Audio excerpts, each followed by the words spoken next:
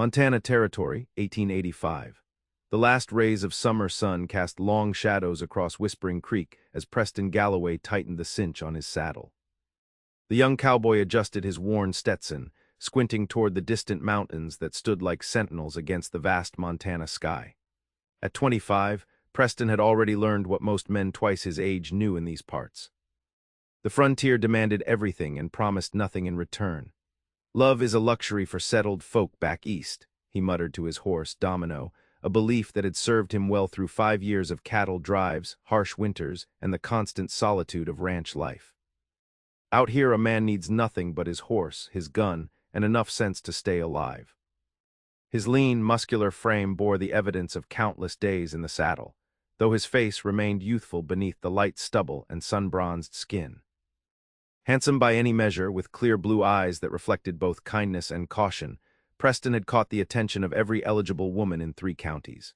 Yet he maintained his distance, convinced that attachments only complicated survival in a territory where winter storms, rustlers, and failed harvests claimed plenty of dreams and lives. As foreman of the Lazy S Ranch, Preston had earned both respect and a decent wage, allowing him to purchase a small parcel of land on the outskirts of Whispering Creek. It was nothing grand, just 20 acres with a modest cabin he'd built with his own hands, but it represented freedom from the orphaned childhood he'd endured back in Missouri. He wanted nothing more than to expand his holdings, raise his own cattle, and prove he could carve something permanent from this untamed wilderness.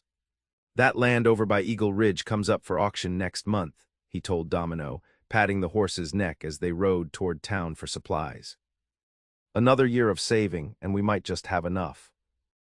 The familiar false front buildings of Whispering Creek appeared on the horizon, a dusty collection of necessities that passed for civilization.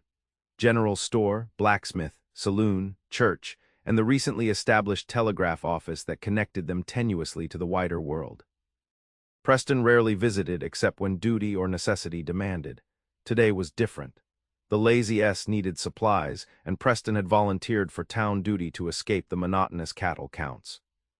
As he approached, an unusual commotion near the stagecoach stop caught his attention.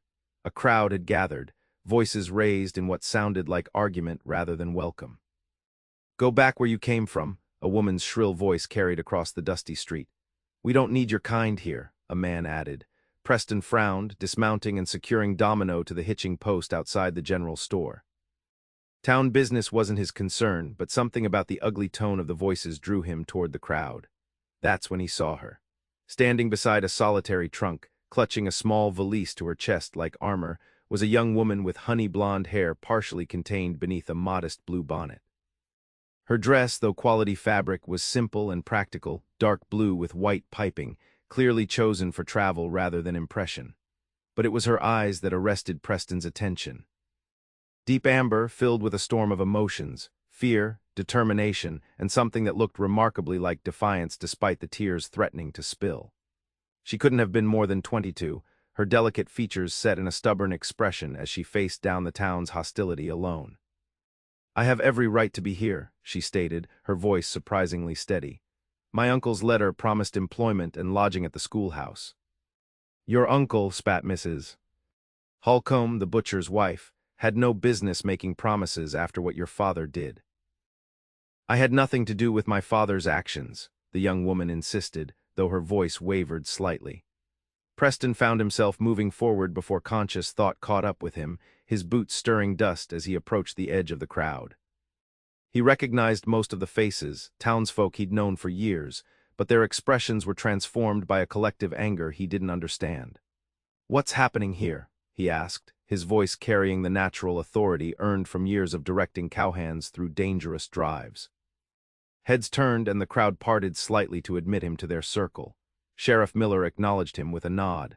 "Preston, this doesn't concern you or the Lazy S." "Seems to concern everyone else in town," Preston observed mildly, glancing again at the young woman who now studied him with cautious hope. "Might as well know what the commotion's about." "This," Mrs. Holcomb gestured dismissively, "is Olivia Kensington, daughter of Judge Howard Kensington." The name landed like a thunderclap. Even Preston, who paid little attention to matters beyond cattle prices and weather patterns, knew that story. Judge Kensington had presided over the territory 3 years earlier, accepting bribes to rule in favor of the Northern Pacific Railroad against local landowners. 5 families had lost their homes before the scheme was uncovered. The judge had fled east before justice could be served, leaving bitterness and financial ruin in his wake. "I am not my father," Olivia Kensington said firmly, though her knuckles whitened around the handle of her valise. "I came because Uncle Thomas wrote that the town needed a teacher." "Thomas Finch had no authority to offer that position," Mayor Barnes interjected, his usual jovial manner replaced with stiff formality. "Especially not to a Kensington." "The schoolhouse has been empty for months," Olivia persisted. "Your children need education." "We'll find another teacher, Mrs." Holcomb sniffed, one without corrupt blood. Preston watched a flush of humiliation color the young woman's cheeks, but she held her ground with remarkable dignity. Something uncomfortable stirred in his chest, a feeling he recognized as injustice. Whatever her father had done, this woman standing alone against an entire town deserved better than public shaming for crimes not her own. "The next stage doesn't leave until Wednesday," Sheriff Miller said, not unkindly. "You can stay at the boarding house until then, Miss Kensington, but after that, you'll need to find somewhere else." Olivia Kensington's shoulders straightened almost imperceptibly. "And where would you suggest, Sheriff?" "I spent everything I had on the journey here." An uncomfortable silence fell over the gathering. Even in their anger, these were frontier people who understood the peril of being stranded without resources. The town's collective conscience wrestled briefly with its righteous indignation. "Maybe the saloon's hiring," someone muttered from the back, followed by several cruel chuckles. It was the laughter that did it, that pushed Preston beyond his careful neutrality. Without fully understanding his own motivations, he stepped forward. "Miss Kensington will be working for me," he announced clearly, "at the Lazy S. We need someone to help with accounts and correspondence." All eyes, including Olivia's startled amber gaze, turned to him in shock. "Preston," Sheriff Miller began cautiously, "you don't want to get mixed up in—" "The Lazy S makes its own hiring decisions," Preston interrupted firmly. "And we judge people on their own merits, not their family names." He turned to Olivia, tipping his hat slightly. "The position includes room and board. If you're willing to work hard and learn ranch business, the job's yours until you decide what comes next." For a moment, she seemed too stunned to respond. Suspicion flickered across her features, the natural wariness of unexpected kindness, before practicality prevailed. "I accept your offer, Mr. Galloway, Preston Galloway," he nodded toward her trunk. "I'll have that loaded in my wagon once I finish my supply run." The crowd dispersed slowly, muttering disapproval, but unwilling to challenge Preston directly. His reputation for fairness and the Lazy S's standing in the community afforded him latitude others might not receive, though he knew he'd face questions from Mr. Sinclair, the ranch owner, upon his return. As Preston turned to resume his errands, he caught Olivia's gaze once more. "Thank you," she said quietly, dignity intact despite her precarious position. "Don't thank me yet, Miss Kensington," he responded, suddenly questioning his impulsive decision. "Ranch life isn't easy, especially for city folk." A smile, surprising in its genuine warmth, briefly transformed her face. "I may surprise you, Mr. Galloway. I'm capable of more than you might think." Something in her determined expression made Preston believe she might be right, and that realization unsettled him more than he cared to admit. The journey to the Lazy S passed in relative silence. Preston had loaded Olivia's trunk into his supply wagon, along with the goods he'd purchased for the ranch. She sat beside him on the wagon seat, her posture rigid despite the rutted trail that jostled them continuously. "Do you make this trip often?" she finally asked, breaking the awkward quiet that had settled between them. "Every few weeks," Preston replied, keeping his eyes on the trail ahead. "Usually send one of the hands, but sometimes it's good to see what's happening in town." Like rescuing unwanted strangers, there was a hint of wry humor beneath her words. Preston glanced at her, noting how the late afternoon sun brought out gold highlights in her honey-blonde hair. "That's not a regular occurrence, ma'am." "I gathered as much from your expression when you made the offer." She smoothed her skirts with gloved hands. "You seemed as surprised as everyone else." A reluctant smile tugged at his mouth. Can't argue with that observation. May I ask why you intervened? You don't know me. The question hung between them as Preston considered his answer. The truth was, he wasn't entirely sure himself. Didn't seem right, he finally said, judging you for something you didn't do. Olivia studied him with those perceptive amber eyes. That's refreshingly simple, Mr. Galloway. Preston, he corrected automatically. We don't stand on formality at the ranch. She nodded, turning her attention to the landscape unfolding around them. Rolling grassland interrupted by stands of pine and aspen, the distant mountains catching the late-day sun. Her expression softened as she took in the wild beauty of the territory. It's nothing like Philadelphia, she observed quietly. That where you're from. Born and raised, until today, the farthest west I'd traveled was Pittsburgh. She offered this information without embellishment, stating facts rather than seeking sympathy. What made you decide to come all this way? Something closed in her expression. Necessity. After my father's disgrace, doors closed rather quickly. When Uncle Thomas wrote about the teaching position, it seemed like a chance to start fresh where my name might not follow me. That didn't work out so well, Preston observed.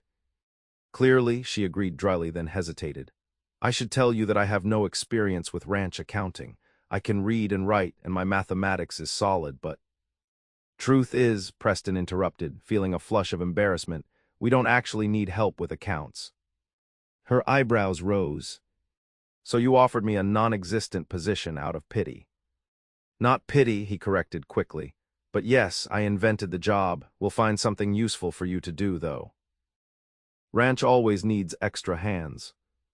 Instead of the offense he expected, Olivia laughed, a genuine sound that transformed her face and caught Preston by surprise. At least you're honest about it, she said. I appreciate that more than false pretenses. As they crested a gentle rise, the Lazy S came into view, a collection of sturdy buildings nestled in a protected valley. The main house, constructed of squared logs and river stone, stood apart from the bunkhouse, barn, and various outbuildings.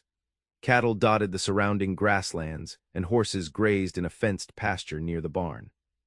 It's beautiful, Olivia said softly. It's home, Preston responded, then corrected himself. For the hands, anyway, I've got my own place about 2 miles east. As the wagon rolled into the yard, several cowboys paused in their evening chores to watch with undisguised curiosity. Preston knew the arrival of a young, unmarried woman would send ripples through the ranch's established routines. Mr. Sinclair emerged from the main house as they pulled up, his weathered face registering surprise at the unexpected passenger. In his 60s, Joseph Sinclair had built the Lazy S from nothing after arriving in the territory 20 years earlier. Preston, he greeted, eyes fixed on Olivia, didn't expect company. Mr. Sinclair, Preston nodded respectfully as he set the brake. This is Miss Olivia Kensington. She'll be staying on at the ranch for a while. Sinclair's bushy eyebrows rose. Will she now? And what brings a young lady like yourself to our establishment, Miss Kensington? Before Preston could intervene, Olivia answered directly. My father was Judge Kensington. I came to teach, but the town made it clear I wasn't welcome. Mr. Galloway offered employment here instead.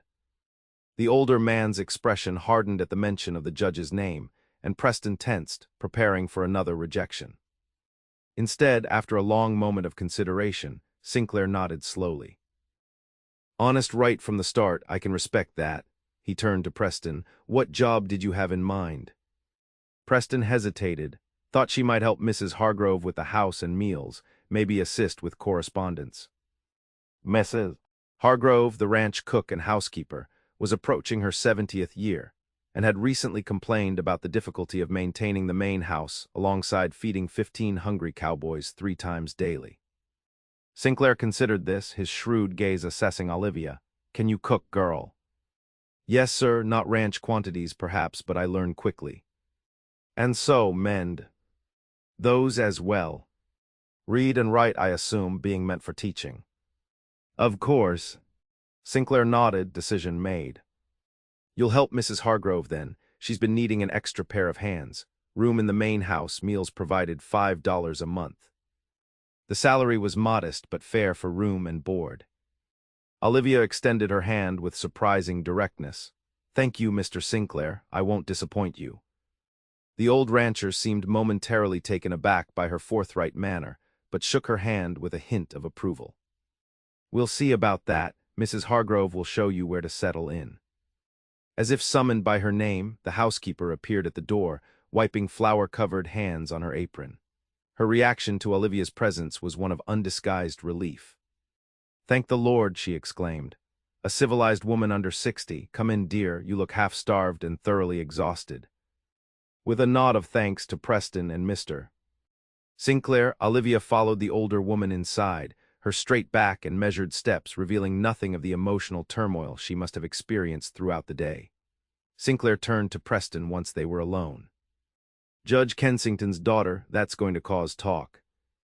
"Already has," Preston acknowledged, beginning to unload supplies. "Town practically ran her out on a rail." "Can't blame them, after what her father did to the Miller and Redmond families." "She's not her father." Sinclair regarded his foreman thoughtfully. "Never known you to involve yourself in other people's troubles, Preston." Preston hefted a sack of flour. "Just seemed wrong is all." Sinclair responded noncommittally. "Well, Mrs. Hargrove has been complaining about her aching back for months. If the girl works hard and keeps to herself, shouldn't be a problem." But as Preston continued unloading supplies, he couldn't shake the feeling that Olivia Kensington's arrival would create more complications than a simple employment arrangement should entail, and that his impulsive decision might disrupt the careful isolation he'd constructed around his life. 2 weeks passed, and Preston found himself inventing reasons to visit the main house more frequently than his foreman duties strictly required. Each time, he told himself it was merely to ensure Olivia was adapting well to ranch life, but he couldn't deny the way his pulse quickened whenever she appeared. Contrary to his expectations, she had taken to her new role with remarkable determination. Mrs. Hargrove, initially skeptical despite her need for assistance, had become Olivia's staunchest defender. The older woman's approval counted for much among the ranch hands, who gradually accepted the newcomer's presence with decreasing wariness.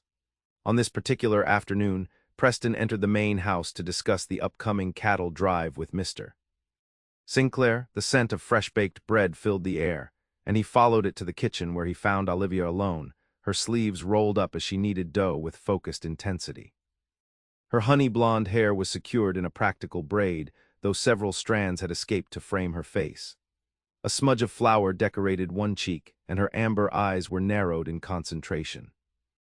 She looked nothing like the proper Eastern lady who had stepped off the stagecoach 2 weeks earlier, yet something about her determined domesticity affected Preston more powerfully than any fancy dress could have. "Mrs. Hargrove letting you take charge already?" he asked, leaning against the doorframe. Olivia looked up, startled, then smiled when she recognized him. "She's resting. Her joints were troubling her this morning." "Looks like you've got things under control." "Bread is surprisingly therapeutic," she responded, punching down the dough with perhaps more force than necessary. "Excellent for working through frustrations." Preston raised an eyebrow, having second thoughts about ranch life. "Not at all," she shaped the dough into loaves with practiced movements. "But I received a letter from Philadelphia yesterday. It seems my reputation has suffered further deterioration in my absence."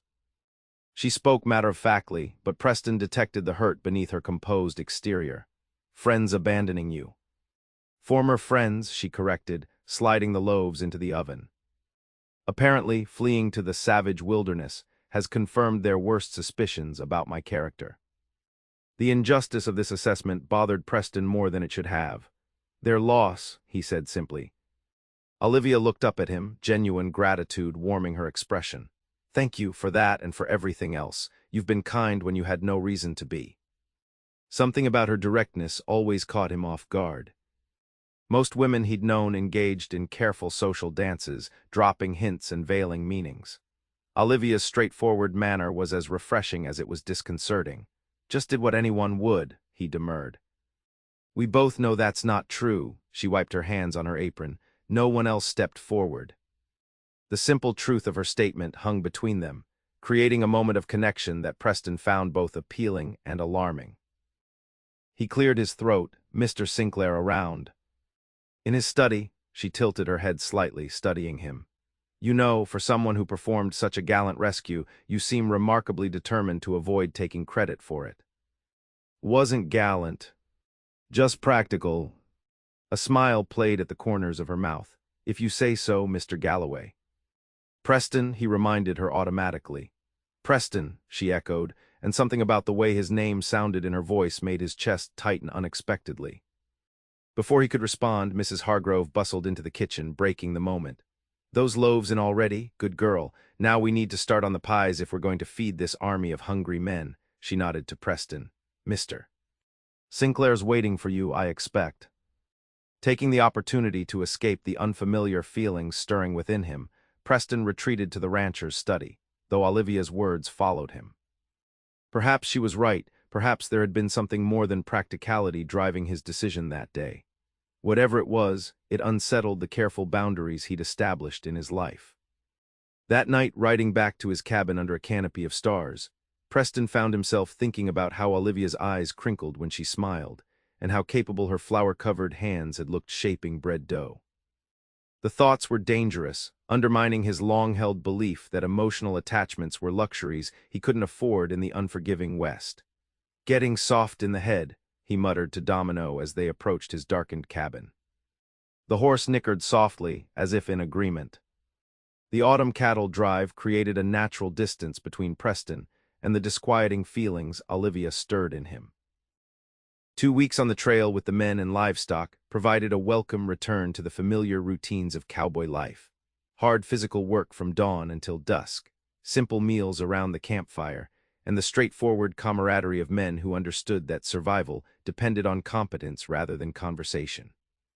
Yet even as he directed the herd through mountain passes and across rivers toward the railroad station at Helena, Preston found his thoughts drifting back to the Lazy S more frequently than usual.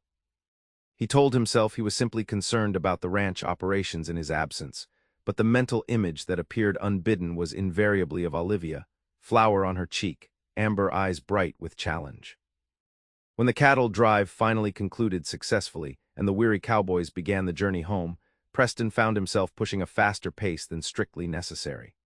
The men grumbled good-naturedly about his sudden haste, with several making knowing comments about someone special waiting at the ranch, comments Preston neither confirmed nor denied, though they struck uncomfortably close to a truth he wasn't ready to acknowledge. It was late afternoon when they finally rode into the Lazy S ranch yard. Preston's eyes automatically searched for Olivia, but found only Mrs. Hargrove hanging laundry near the house. "Welcome back, boys," she called, waving a weathered hand. "Supper's almost ready, you're just in time."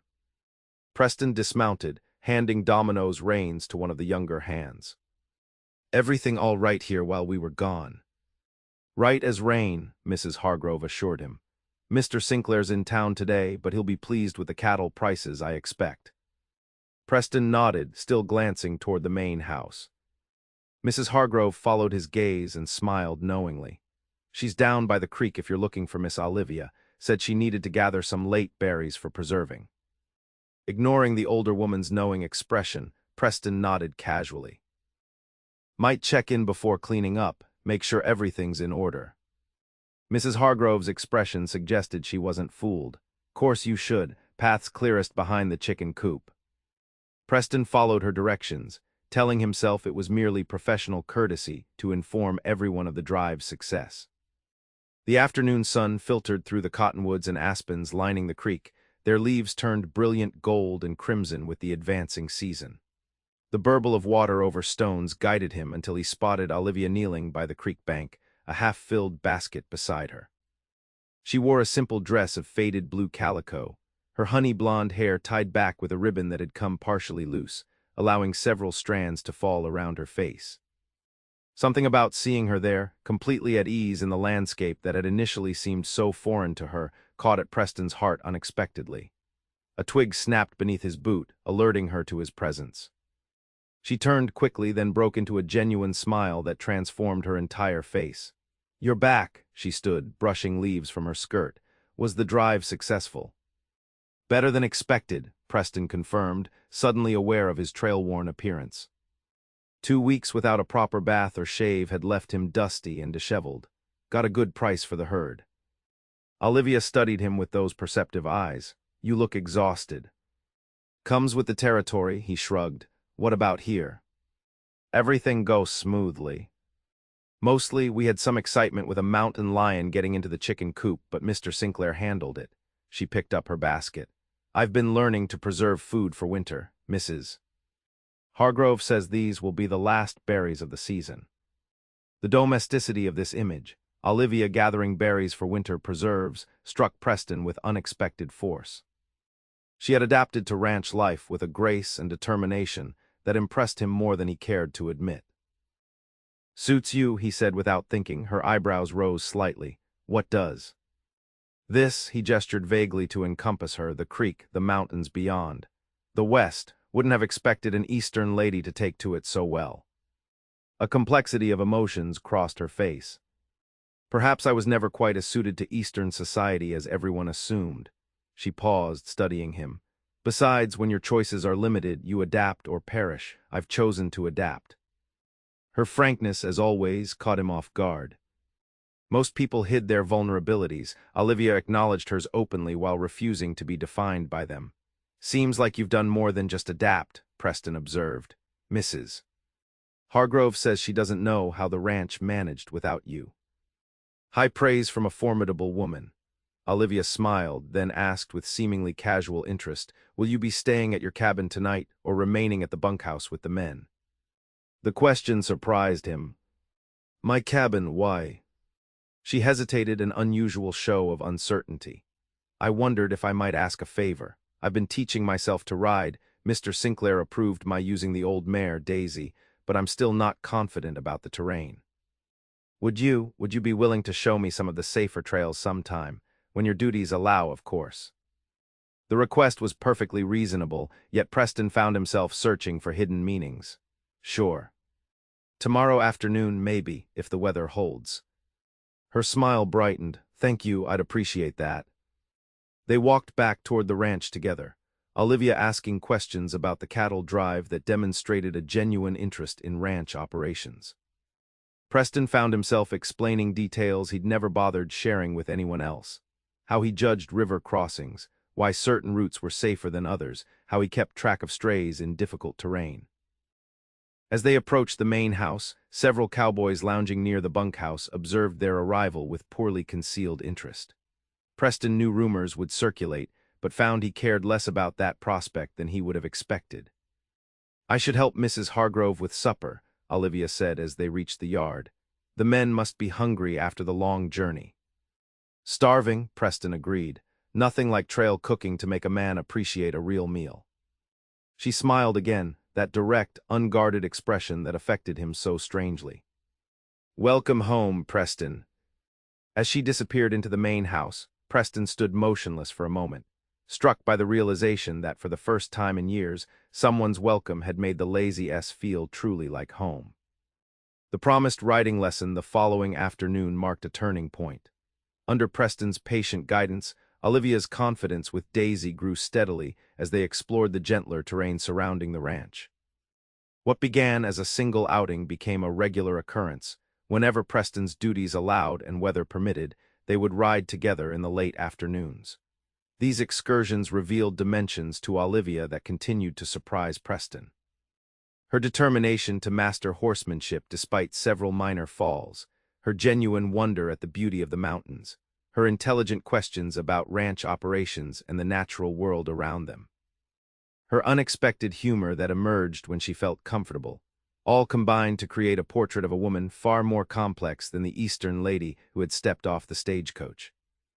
For her part, Olivia seemed equally interested in Preston's experiences. Unlike others who romanticized the cowboy's life, she asked practical questions about the hardships and satisfactions of his chosen path. When he mentioned his small homestead and his hopes to expand it someday, she listened with an attention that encouraged him to share dreams he'd never voiced aloud. Gradually, almost imperceptibly, something shifted between them. Conversations flowed more easily. Silences became comfortable rather than awkward. Small gestures, a hand offered to help her dismount, fingers brushing while passing a canteen, carried meanings neither was ready to articulate. The ranch hands noticed, of course. Knowing looks and good-natured teasing followed Preston whenever he returned from these rides. Even Mr. Sinclair made a pointed comment about courting on company time, though his tone held more amusement than censure. Preston deflected such suggestions with practiced nonchalance, insisting he was merely helping a newcomer adjust to ranch life. But privately, he found his long-held conviction that love had no place in frontier existence increasingly difficult to maintain. The reckoning came on a crisp November afternoon as they rode along the ridge overlooking Preston's homestead. The cabin looked small but sturdy against the vast landscape, smoke curling from the chimney where he'd lit a fire before leaving that morning. "Is that your place?" Olivia asked, reining Daisy to a stop beside him. Preston nodded, not much to look at compared to the main house. "It's perfect," she said with such sincerity that he turned to study her face. "You built it yourself." "Every log," he confirmed, "took 2 summers of working evenings and days off." "Would you show me?" The request was innocent enough, but something in her tone suggested deeper significance. Preston hesitated only briefly before nodding. Sure, could use some coffee after the ride anyway. They approached the cabin slowly, and Preston found himself seeing it through her eyes. The sturdy construction, the small corral for Domino, the beginnings of a garden plot he'd started clearing, the stack of lumber intended for future expansion. It wasn't much, but it represented everything he'd built from nothing. He helped her dismount, conscious of her slight weight in his hands and the way she looked up at him afterward with a smile that seemed to illuminate her entire face. After settling the horses, he led her inside. The cabin's interior was simple but meticulously maintained: a single room with a stone fireplace, a sturdy table with 2 chairs, a narrow bed in the corner, shelves holding books that surprised most who knew him only as a cowhand. A few personal items decorated the rough-hewn walls: a hunting rifle, a battered guitar, a framed daguerreotype of his parents. "It's lovely," Olivia said, moving to warm her hands by the fire. "It's small," Preston corrected, suddenly self-conscious, "but it's mine, free and clear." She turned to face him, firelight casting her features in soft gold. "That's no small accomplishment. You should be proud." "Got plans to expand come spring. Another room maybe, proper kitchen area." "For a family?" she asked, the question hanging delicately in the air between them. Preston busied himself with the coffee pot, avoiding her gaze. "Hadn't thought that far ahead."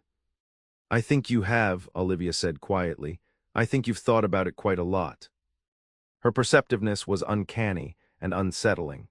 Preston had indeed found himself imagining a future beyond solitary existence, particularly in recent weeks.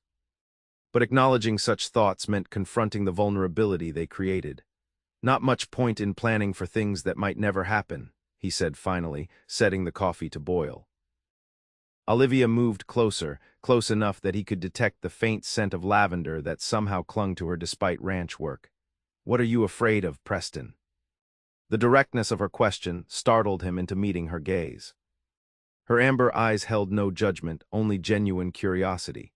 "Not afraid," he protested automatically. "Aren't you? You've built walls around yourself as solid as this cabin." She gestured to their surroundings. "I've watched how you keep everyone at a careful distance, even those who clearly care for you." Preston felt exposed in a way that had nothing to do with physical danger, the only kind of vulnerability he'd prepared himself to face. "Out here," he said slowly, searching for words, "getting attached is asking for heartache. People leave, they die. They can't handle the hardships. Better to count on yourself and nothing else." "And is that enough?" "Just surviving." The coffee began to boil, giving Preston an excuse to turn away. He poured 2 cups with deliberate care, using the familiar action to gather his thoughts. "Has been so far," he answered, though the words felt hollow even as he spoke them. Olivia accepted the offered cup but didn't retreat to a safer distance. "When I arrived here, I thought I was merely running from scandal, seeking any refuge that would have me." Her voice grew softer. "I never expected to find something worth running toward." The implication hung between them, impossible to misunderstand. Preston set his cup down, his heart racing with an unfamiliar mixture of hope and terror. "Olivia," he began, not sure what would follow her name. "I'm not asking for promises," she said quickly. "I know my presence here complicates things for you and the ranch. But I would regret not telling you that these past weeks have meant more to me than you can possibly know." Her honesty demanded equal courage in return. Preston took a deep breath. "When I saw you that day in town, standing alone against everyone, I admired your courage before I knew anything else about you." He paused, then added quietly, "Everything I've learned since has only deepened that feeling." Her eyes widened slightly, hope brightening her expression. "And that frightens you?" "Yes," he admitted, the truth finally spoken aloud.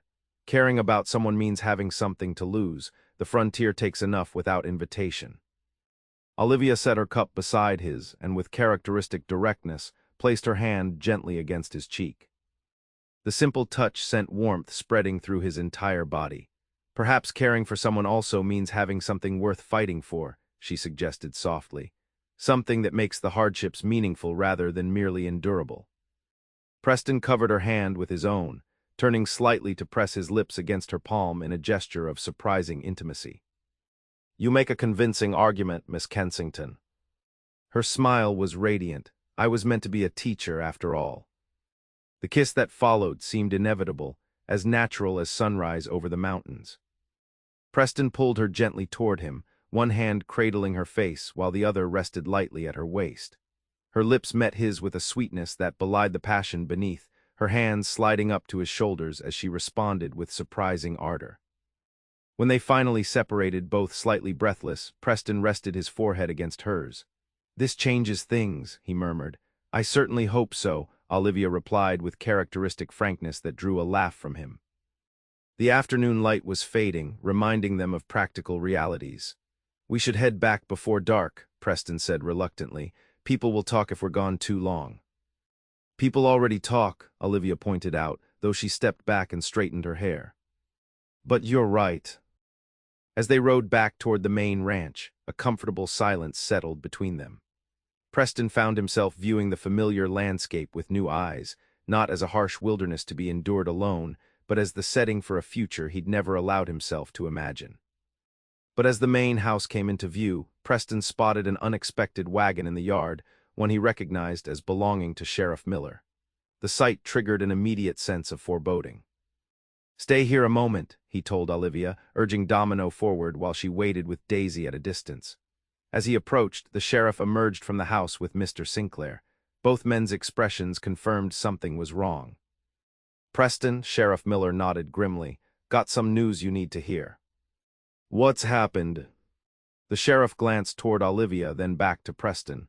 "Judge Kensington has been located. He's returning to the territory to face charges." Preston felt his stomach drop. "When?" "Train arrives next week. There's more, though." The sheriff lowered his voice. "Seems he's looking for his daughter. Claims she was abducted and corrupted out west. He's filed papers to have her legally returned to his custody, claiming she's mentally unfit to make her own decisions." The absurdity of the claim might have been laughable, if not for the serious legal implications. At 22, Olivia was technically of age, but a father's claims about a daughter's mental competence could carry significant weight with certain judges. "That's ridiculous," Preston protested. "She's a grown woman, perfectly capable." "You don't need to convince me," Sheriff Miller interrupted. "But Judge Kensington still has connections even after his disgrace. And he's bringing lawyers." Preston turned to see Olivia riding slowly toward them, clearly sensing something amiss. The fragile happiness they'd just discovered now faced a threat neither had anticipated. "She needs to know," Preston said, a protective instinct rising within him that overshadowed his earlier fears about emotional attachment. Whatever came next, he wouldn't let Olivia face it alone. The news of Judge Kensington's impending arrival fell like a thunderclap across the tentative happiness Preston and Olivia had begun to build. That evening, gathered in Mr. Sinclair's study with the sheriff, they discussed limited options with increasing frustration. "He has no legal right to control my movements," Olivia insisted, though her pale face betrayed her fear. "I'm 22 years old. Under normal circumstances, that would be enough," Sheriff Miller explained gently. "But your father is claiming diminished capacity due to female hysteria and delusions that led you to abandon civilized society. With his connections—" "With his bribery, you mean," she corrected bitterly. "That too," the sheriff acknowledged, Point is, he could potentially convince a judge to grant him temporary guardianship while your mental state is evaluated. Preston, who had been pacing the study like a caged animal, stopped abruptly. And then what? He drags her back east against her will. How is that different from kidnapping? It wouldn't be kidnapping if he has legal papers, Sheriff Miller said wearily. It would be the law, however misused. Mr. Sinclair, who had remained thoughtfully silent, finally spoke. What if she were married? All eyes turned to the rancher. A husband's rights would supersede a father's, would they not, Sheriff? Even with these questionable claims. Sheriff Miller stroked his mustache consideringly. Generally speaking, yes, a married woman's legal guardian becomes her husband, not her father, but… Then it's simple, Mr.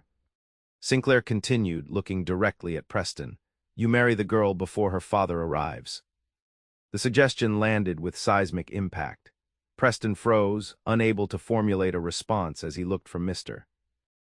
Sinclair to Olivia, whose cheeks had flushed crimson.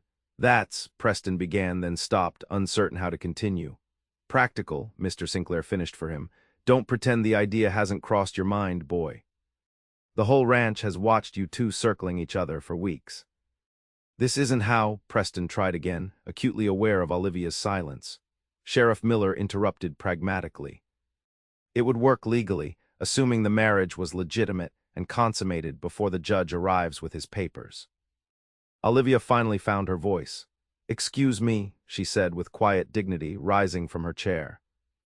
I need a moment. She left the room with measured steps that betrayed none of the turmoil she must have been feeling. As the door closed behind her, Preston rounded on the others. This isn't some cattle contract, he said angrily. We're talking about marriage. We're talking about protecting a woman from being legally kidnapped by a corrupt father, Mr. Sinclair countered calmly. Unless you have a better suggestion. Preston ran a hand through his hair in frustration. She could leave the territory, go somewhere her father couldn't find her.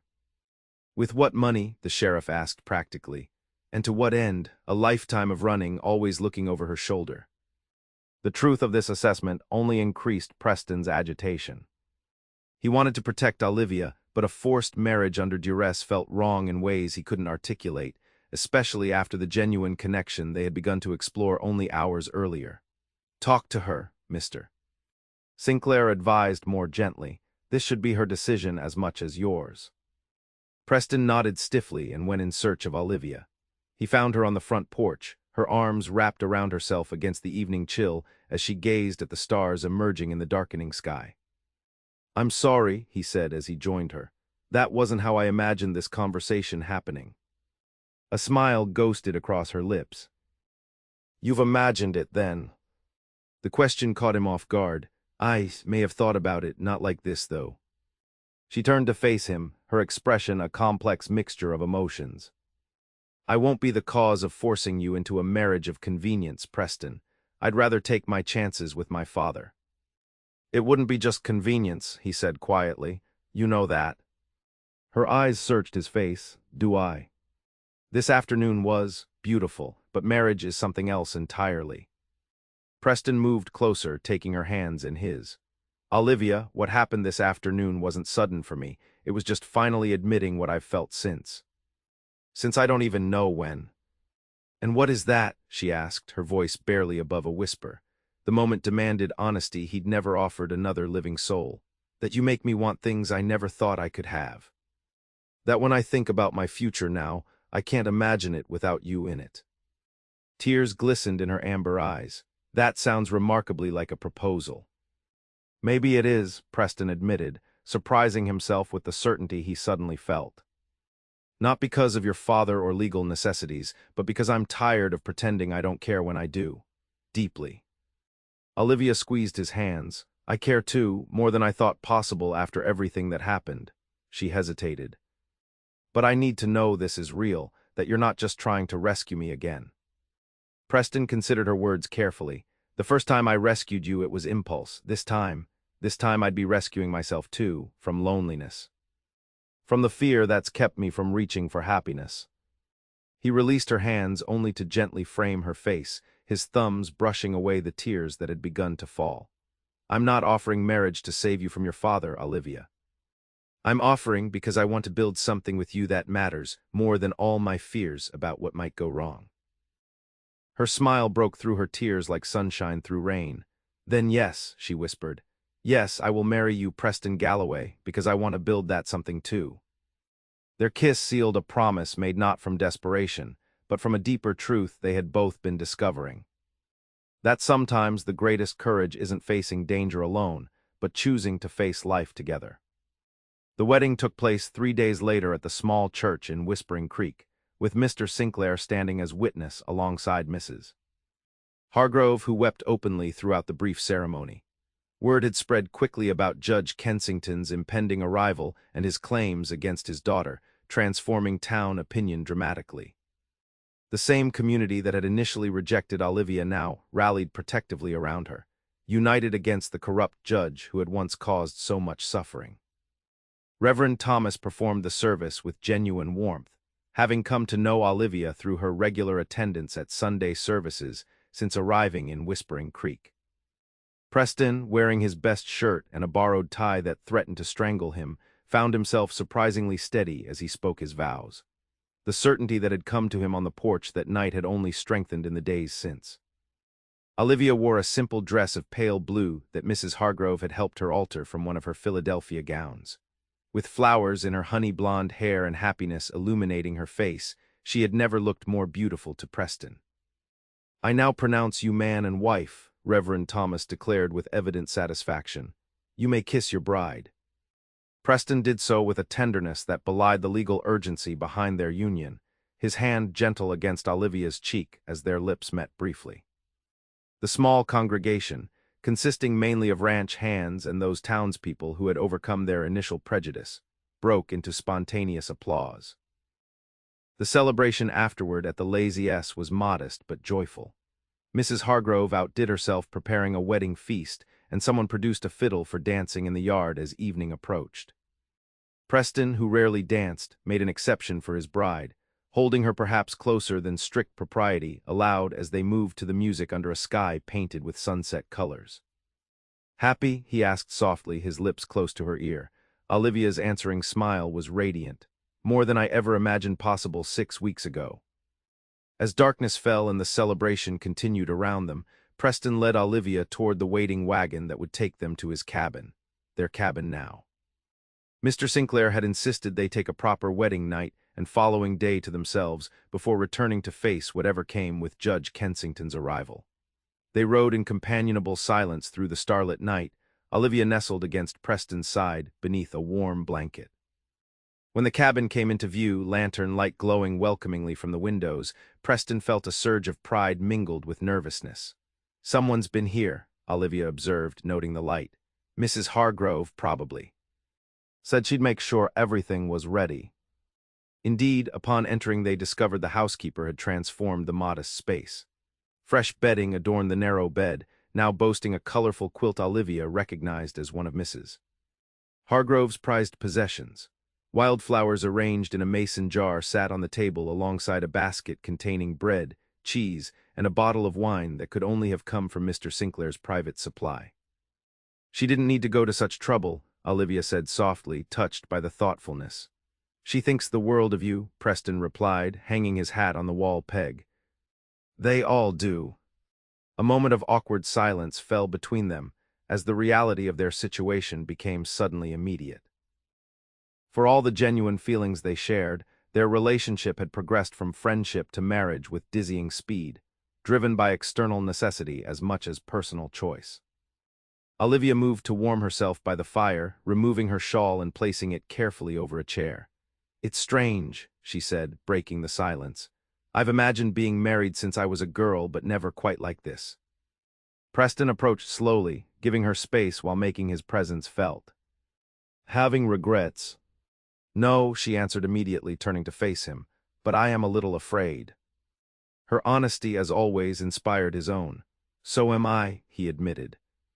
"Not about marrying you, that feels more right than anything I've ever done, but about being worthy of what you've given up." Olivia's expression softened. "What do you think I've given up?" "A proper courtship, a grand wedding. Perhaps a more comfortable life with someone who..." "Stop," she interrupted gently, placing her fingers against his lips. "I gave up nothing that matters. What I've gained is everything, a man who saw value in me when no one else did. A place where I belong, a future I can build with my own hands alongside someone I trust." She moved her hand to his cheek, her touch both tender and sure. "I chose you, Preston Galloway. Not because you rescued me, but because you saw me, truly saw me, and still wanted me by your side." Preston covered her hand with his own, turning to press a kiss into her palm as he had that afternoon in the cabin, a gesture that already felt like a private language between them. "You're worth everything to me," he said quietly, the words carrying the weight of a vow beyond what they had spoken in church. "Everything I have, everything I am, everything I hope to be." The remaining distance between them vanished as Olivia rose on tiptoes to kiss him, her arms sliding around his neck as his encircled her waist. Unlike their previous embraces, this one carried no hesitation, no uncertainty, only the promise of a beginning rather than an ending. Later, as moonlight filtered through the cabin window to illuminate Olivia's sleeping form curled trustingly against him, Preston marveled at how completely his life had transformed in the span of weeks. The solitude he had once cultivated as protection now seemed like a pale shadow compared to the richness of shared existence. Whatever challenges Judge Kensington's arrival might bring, Preston felt prepared to face them, not alone, but strengthened by the love he had never expected to find. Judge Howard Kensington arrived in Whispering Creek exactly as predicted, descending from the eastbound train with a retinue that included 2 lawyers and a private detective. Expensively dressed and radiating authority despite his disgraced status, he cut an imposing figure as he strode purposefully toward the sheriff's office. Preston and Olivia, forewarned by telegraph of his arrival time, waited with Sheriff Miller and Mr.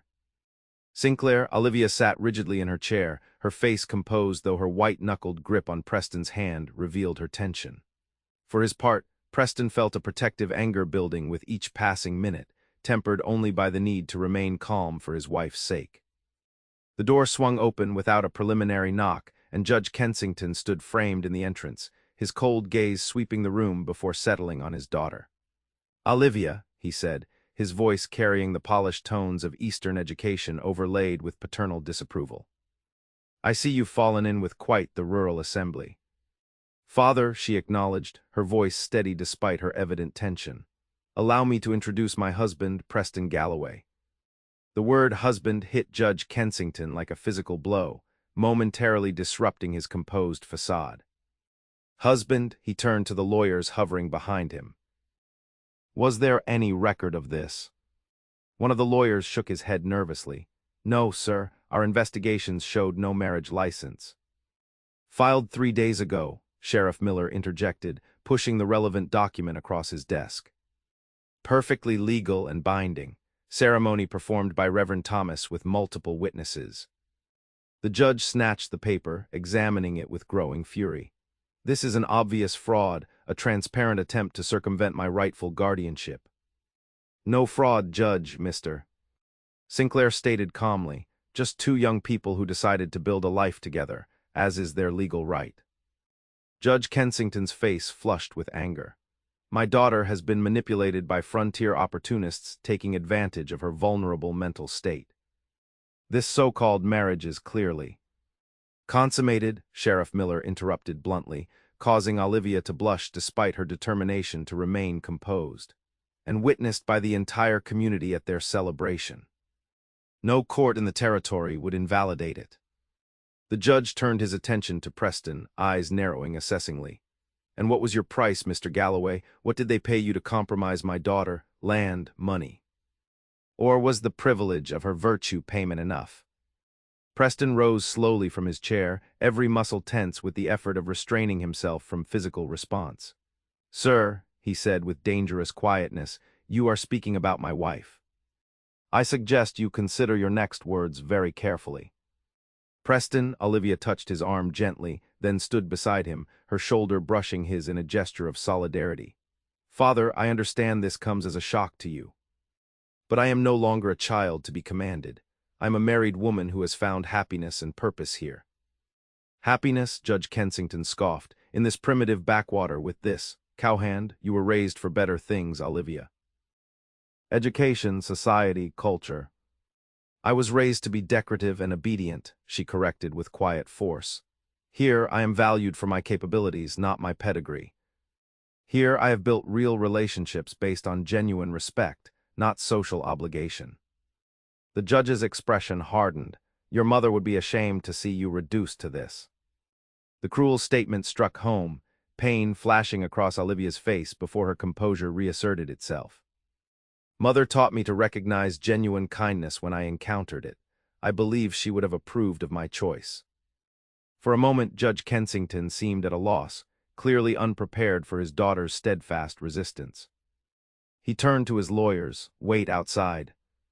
When the door closed behind them, leaving only the judge facing the four united figures across the room, his demeanor shifted subtly. What will it take? He asked bluntly. Name your price to annul this hasty arrangement. Mr. Sinclair made a disgusted noise. You really don't know your daughter at all, do you? The judge ignored him, focus locked on Olivia and Preston. $10,000. A considerable sum for these parts, I believe, enough to purchase substantial land holdings. Preston felt Olivia stiffen beside him. We're not interested in your money, he stated flatly. 20,000 then. Judge Kensington reached into his coat, producing a checkbook, and my personal guarantee of no legal repercussions for this deception. Father, stop, Olivia's voice cut through the tension. This isn't about money, this is about my life, my choice. I love Preston, I love the life we're building here. The simple declaration hung in the air, its sincerity unmistakable. Judge Kensington stared at his daughter as if seeing her clearly for the first time, not as a possession to be retrieved, but as a woman grown, capable of determining her own path. You genuinely believe yourself happy here? He asked, something almost like uncertainty creeping into his voice. I know I am, Olivia confirmed, happier than I've ever been. The judge's gaze shifted to Preston, assessing him with cold calculation. And you, Mr. Galloway? What do you see in my daughter beyond her family connections, which, I assure you, were severed the moment she abandoned her responsibilities in Philadelphia? Preston met the older man's gaze steadily. With all due respect, sir, your daughter didn't abandon responsibilities, she escaped a prison. As for what I see in her, he glanced at Olivia, his expression softening visibly. I see courage, intelligence, kindness that survives despite every reason to become bitter, and a strength that amazes me daily. Something in Preston's evident sincerity seemed to penetrate the judge's armor, causing him to step back slightly and regard the couple with grudging reassessment. You realize, he said after a long moment, that choosing this life means forfeiting your inheritance, Olivia. The Kensington estate will pass to your cousins. I assumed as much when I left Philadelphia, she replied calmly. What we build here will be ours, earned through our own efforts. Judge Kensington's shoulders sagged almost imperceptibly, the first sign that he recognized his defeat. You're as stubborn as your mother was, he observed, an unexpected note of something like respect in his voice. Thank you, Olivia said simply. I consider that a compliment. An uncomfortable silence stretched between them before the judge straightened, his authoritative manner reasserting itself. Very well, I see pursuing this matter further would be unproductive. I will inform your aunts that you have established yourself satisfactorily, if unexpectedly. It was as close to acceptance as he seemed capable of offering. Olivia nodded, releasing a breath she seemed to have been holding since his arrival. Will you return east immediately? She asked. My legal matters here will require some weeks to resolve, he answered stiffly, though I doubt we shall have occasion for further interaction. Preston felt the hurt this dismissal caused Olivia, even as she maintained her composure. You would be welcome at our home, sir, he found himself saying, surprising everyone in the room including himself, if you wish to see how your daughter lives before you depart. Judge Kensington regarded him with genuine surprise before inclining his head slightly. Perhaps he turned toward the door, then paused. Olivia, your mother's pearls, they should have been yours on your wedding day. I will have them sent to you. With that unexpected concession, he departed, leaving a stunned silence in his wake. Well, Sheriff Miller said after a moment, that went better than expected. No gunfire, at least. Olivia released a slightly hysterical laugh, the tension of the confrontation finally breaking. Preston pulled her into a protective embrace, feeling her tremble with delayed reaction. "It's over," he murmured into her hair. "He can't touch you now." "I know," she whispered. "I just never thought. I never imagined standing up to him like that." Mr. Sinclair rose, placing a fatherly hand on Olivia's shoulder. "You did well, girl, both of you did." He glanced at Preston with approval. "Now take your wife home. She's had enough excitement for one day." As they rode back toward the ranch, Olivia leaned against Preston's shoulder, the rigid control she had maintained throughout the confrontation gradually easing. "Did you mean what you said," she asked quietly, "about welcoming him to our home?" Preston considered this. "Meant it more for your sake than his," he admitted. "But yes, he's still your father, however poorly he's acted." "That counts for something."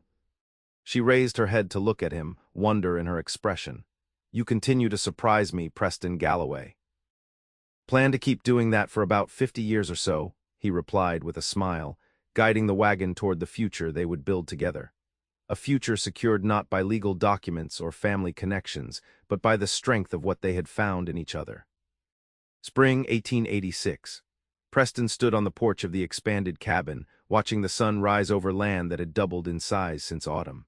The winter had been hard, as Montana winters always were, but it had also brought unexpected blessings. Judge Kensington, despite his initial objections, had indeed visited their modest home before returning east. The meeting had been strained but civil, ending with a grudging acknowledgement that his daughter appeared adequately situated and an unexpected wedding gift of funds that, after much discussion, Preston and Olivia had accepted and used to purchase adjacent land when it became available. The sound of the door opening behind him pulled Preston from his thoughts. Olivia emerged, carrying 2 steaming cups of coffee. Her honey-blonde hair, loosely braided for sleep, caught the early light as she handed him a cup and leaned against him. "You're up early," she observed, following his gaze across their property. "Thinking about planting the north field this year," he replied, his free arm circling her waist. "Maybe wheat if the soil's ready." She nodded thoughtfully. The extra income would help with building the barn. These practical conversations, planning their future together, making decisions as partners, had become one of Preston's greatest joys. Olivia brought not only warmth to his life, but also keen intelligence and practical insights that complemented his own experience. "How are you feeling this morning?" he asked, his hand moving gently to rest against her still flat stomach, where their first child had recently announced its presence through persistent morning sickness. "Better," she smiled up at him. "Mrs. Hargrove's ginger tea seems to help." The news of their coming child had spread joy throughout the Lazy S, with Mrs. Hargrove already knitting blankets and Mr. Sinclair offering paternal advice that Preston absorbed with good-natured patience. Preston himself alternated between overwhelming happiness and terror at the responsibility, but Olivia's steady confidence gradually soothed his fears. "I was thinking," he said carefully, "about names." "Already?" she raised an eyebrow. "We have months yet." "I know, but," he hesitated, "if it's a girl, what would you think about naming her after your mother?" Olivia's eyes widened, then filled with tears, the quick emotion that still sometimes caught her by surprise in her current condition. "You would want that." "She was important to you," Preston said simply. "That makes her important to me." Olivia set her coffee cup on the porch railing and wrapped both arms around him, her head resting against his chest. "When I stepped off that stagecoach last fall, alone and unwanted, I never imagined finding this kind of happiness." Preston held her close, remembering the frightened but defiant young woman who had stood alone against an entire town's prejudice. "You were never unwanted," he murmured into her hair. "Not really, I just didn't know I was waiting for you until you arrived." They stood together watching the sun climb higher, illuminating the land they had claimed as their own. Not just the physical acres stretching before them, but the future they were building day by day. A future neither had believed possible in their separate solitudes, yet now seemed as natural and necessary as breathing. "We should eat," Olivia said eventually. "You have fencing to finish, and I promised Mrs. Hargrove I'd help with the spring preserves." Preston nodded, but held her a moment longer, savoring the quiet perfection of the moment. "I love you," he said simply, words that had once seemed impossible to speak now flowing easily, naturally, like the creek that ran through their land. Olivia smiled up at him, her amber eyes reflecting the morning light. And I love you. More than I once believed possible. Together they turned toward the cabin, their home, their beginning, stepping across the threshold into another day of the life they had chosen, a life built on the understanding that true worth isn't measured by social standing or inherited privilege, but by the courage to see beyond surface judgments to the heart beneath. For Preston Galloway, who had once believed love a luxury the frontier wouldn't allow, and Olivia Kensington Galloway, who had once believed herself defined by her father's crimes. That understanding had transformed isolation into belonging, judgment into acceptance, and fear into the quiet certainty that whatever challenges came, they would face them together, partners in every sense.